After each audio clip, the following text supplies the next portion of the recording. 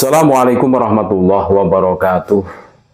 Pemirsa setia channel Bejo Untuk Akhirat dimanapun Anda berada, terima kasih banyak atas kesetiaan saudara-saudaraku semua sebangsa setanah air memandangi channel kami, channel Bejo Untuk Akhirat. Ini ada info masih apa itu? Penangkapan Fachri Albar. Nah, kita harus tahu Albar ini salah satu marganya Habib, sebagaimana Al-Atos, As-Segaf, ya kan, Syihab. Albar ini termasuk, makanya Ahmad Albar itu termasuk Ba'lawi itu, sekalipun tidak pernah mengatakan saya Nuriyah Nabi kan gitu kan. Nah ini ada info penangkapan Fachri Albar. Ini salah satu Habib juga, karena keluarga besar Ba'lawi diciduk di rumah dan 2 kali terjerat narkoba. Masya Allah, naudzubillah min dzalik, saudara-saudaraku. Ini kami membacanya dari kompas.com 23 April 2025, saudara-saudaraku. Jadi polisi kembali menangkap artis terkait kasus dugaan penyalahgunaan narkoba. Dan ternyata ya, Fachri Albar ini bukan kali pertama terganjal kasus narkoba, penyalahgunaan narkoba. Ini bukan pertama kali terjerat kasus. Ini termasuk putranya Ahmad Albar ya. Itu juga pernah terjerat kasus serupa pada Februari 2018.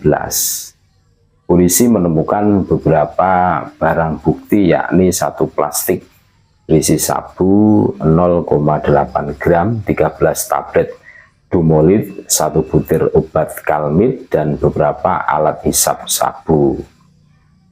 Dan pemain film Pengabdi Setan itu mengaku telah mengkonsumsi ganja ya sejak 2015 dan sabu-sabu sebelum 1 tahun terakhir lah. Fachri Albar divonis bersalah pada Selasa 10 Juli 2008, itu kasus yang pertama. Dan ini kasus yang kedua. Ini pertanyaannya saudara-saudaraku ya. Kita harus tahu bahwa Albar ini termasuk marganya Ba'lawi loh. Sekalipun Ba'lawi tidak mengakuinya. Iya kan?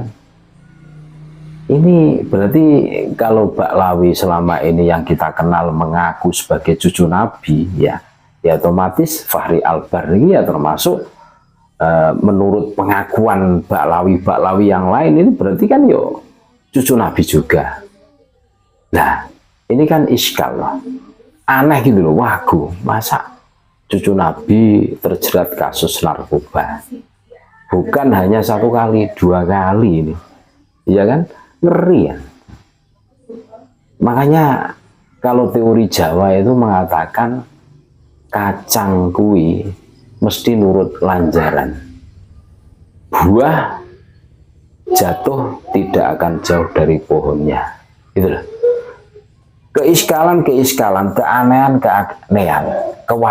kewaguan Habib yang mengaku sebagai cucu Nabi ini bukan kali pertama, sering kali kita merasakannya, terus kita menyaksikannya.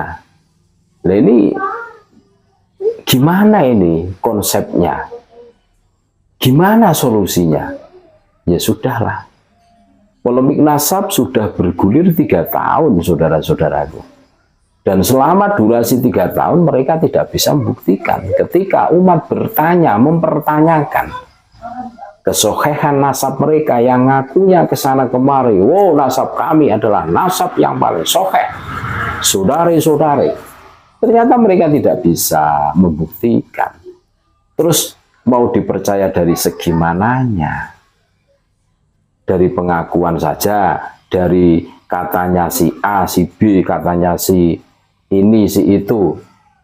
Ya selama ini kan kita tahu bahwa Habib Nabian dari info ke info, dari mulut ke mulut, katanya si A, katanya si B, dan seterusnya kan gitu kan.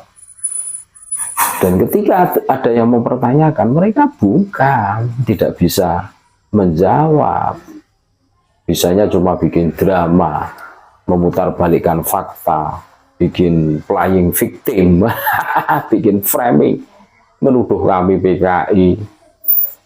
Terus kami kejar dengan pertanyaan, PKI Al-Aididkah atau Barakbahkah atau Al-Munawarkah? Mereka kebingungan.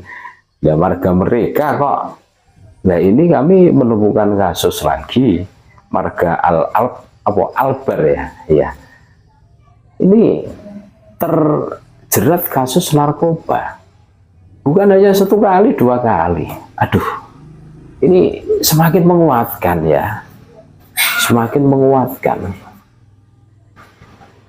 Pepatah Jawa itu tidak berlaku kalau model begini, kacang mesti nurut lanjaran, atau pepatah Indonesianya buah jatuh tidak akan jauh dari pohonnya. Ini enggak nyambung gitu loh. Terus yang diharapkan mereka sebagai cucu Nabi apa? Terus tolak ukurnya mereka sebagai cucu Nabi apa? Enggak ada. Dari segi ilmiah sudah terbantahkan, dari segi filolog terbantahkan, dari segi genetika DNA terbantahkan gitu loh. Mereka cuma cari pembenaran. Apa ada yang sudah ngetes DNA Nabi Muhammad gitu hari gini 2025 masih bingung, iya kan? Darah manusia itu kan macam-macam, darah saja loh. Contoh ilmu transfusi darah. Darah A, seumpama seorang yang sakit itu darahnya A, ya harus ditransfusi darah yang tipe A gitu kan. Walaupun darah itu sama-sama merah, tetapi kan kodenya beda. Nah, seumpama memaksakan diri darahnya yang ditransfusikan itu, oh ya modiar wong kan itu. Masa